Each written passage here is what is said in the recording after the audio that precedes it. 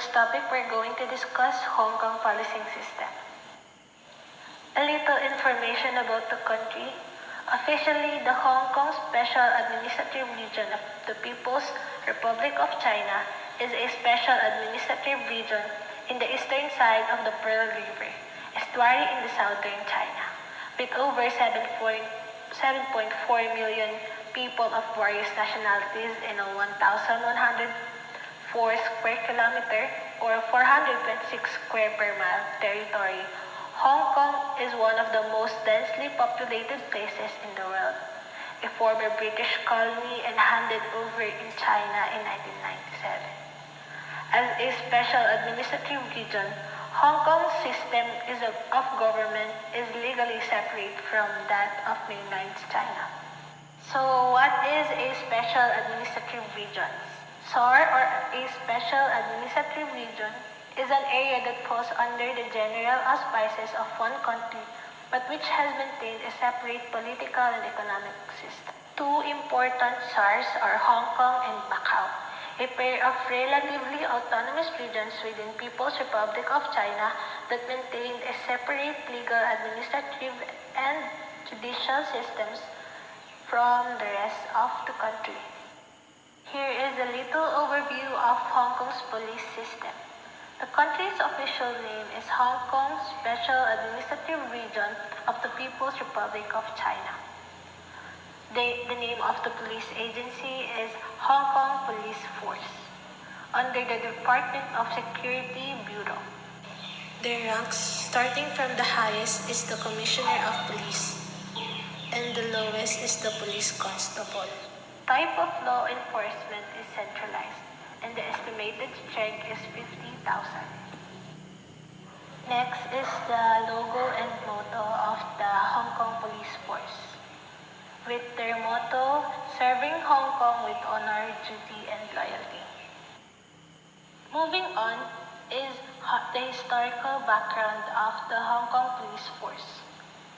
The Hong Kong Police Force has distinguished itself as one of the oldest yet most modern police forces in the world.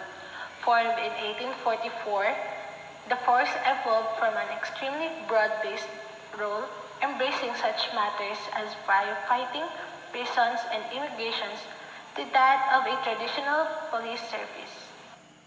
As at April 30, 2018, the force has a strength of 29,268, of which 16.9% are women officers. It has also 4,331 civilian staff. The Hong Kong Auxiliary Police Force was originally formed in 1914 as a reserve to assist in times of natural disaster or civil emergencies. As at April 30, 2018, the HKAPF comprises of 3,060 volunteer citizens.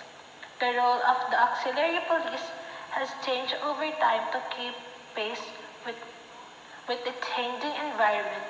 It is now trained manpower reserved in support of the regular force and is deployed in accordance with prevailing operational priorities as determined by the Commissioner of Police. The police in Hong Kong operate within the traditional constabulary concept of preserving life and property, preventing and detecting crime, and keeping the peace with strong emphasis on enlisting community support. The royal title was bestowed upon the HKPF for their efforts quelling communist riots in 1967. The Royal Hong Kong Police Force reverted to its former name after the transfer of sovereignty of Hong Kong from United Kingdom to People's Republic of China. Next is the organizational structure of the Hong Kong Police Force. So as you can see here, this is the organizational structure of the Hong Kong Police Force.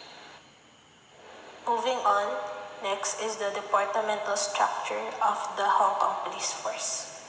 As you can see here that the departmental structure of the Hong Kong Police Force is divided into 5 parts. The Commissioner of the Police serves as the commander of the Hong Kong Police Force and reports directly to the Secretary for Security. The Hong Kong Police Force is divided into 5 primary departments: Operations and Supports, Crime and Security, Personnel and Training, Management Services and Finance, Administration and Planning. In the first department of the Hong Kong Police Force, categorized as a department, also known as the Operations, consists of 4 sections: Operations Bureau, Police Tactical Unit, Explosive Ordnance Disposal Bureau, and Major Incidents Bureau. Next is B Department, also known as Crime and Security, comprises a headquarters and a support group. We have the Commercial Crime Bureau, Cyber Security and Technology Crime Bureau, Narcotics Bureau, Criminal Records Bureau, Organized Crime and Triad Bureau, Criminal Intelligence Bureau, Forensic Firearms Examination Division, and Identification Bureau. In the C Department, or Personnel and Training consists of 3 branches. One is the Human Resources Branch and Conditions of Service and Discipline Branch. Under the Human Resources Branch, we have the Human Resources Group and Promotions and Research Group. In the Conditions of Service and Discipline Branch, we have Catering, Clubs and Sports Group, Welfare Services Group, Support Group, Psychological Service Group, and Staff Relations Group. We also have the D Department, also known as Management Services. It has Information System Wing, Service Quality Wing, Performance Review Branch, Research and Inspection Branch, Complaints and Internal Investigation Branch. Under E Department, or Finance, Administration and Planning, we have the Administration Wing, Finance Wing, and Planning and Development Branch.